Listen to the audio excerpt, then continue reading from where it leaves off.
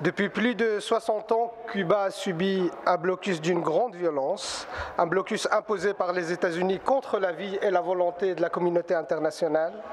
Ce blocus se matérialise par un ensemble de lois et de mesures qui rendent impossible la coopération, le commerce et les transactions financières entre les États-Unis et Cuba, mais la manière dont ces mesures sont mises en œuvre rend également pratiquement impossible pour le reste du monde tout commerce avec Cuba. Ce blocus injuste a des conséquences concrètes sur la vie des Cubains et paralyse l'ensemble de l'économie du pays.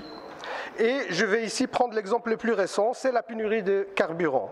Cette situation affecte non seulement les transports de passagers, mais aussi la distribution de ressources vitales, les centrales électriques, les transports publics. Pourquoi? Parce que Cuba n'a pas accès au marché international de l'énergie à cause de l'embargo américain.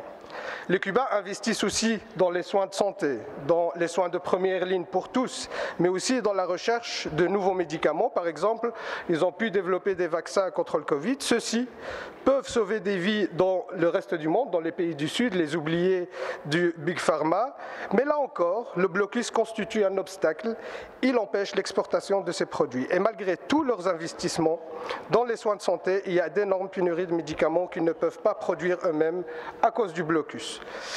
Le blocus a fait également en sorte que l'aide humanitaire n'arrive pas à Cuba, et ça pour deux raisons, notamment les bateaux qui accostent à Cuba ne peuvent plus accoster aux États-Unis. Imaginez un bateau qui arrive à Anvers, il ne peut plus accoster dans le reste de l'Europe. Si on applique ça à la Belgique, l'économie belge ne tiendrait pas plus que quelques jours. Effectivement, l'embargo que connaît Cuba n'est pas neuf et la Belgique plaide depuis très longtemps pour sa levée. Je vois que vous êtes tout à fait au courant des préoccupations et des problèmes que vit Cuba en ce moment, et je pense que le peuple cubain et le gouvernement cubain sont tout à fait ouverts au dialogue, à la discussion, et aujourd'hui l'attaque la plus féroce contre les droits humains, c'est ce blocus qui est imposé par les Américains, et c'est là-dessus qu'on doit agir en premier.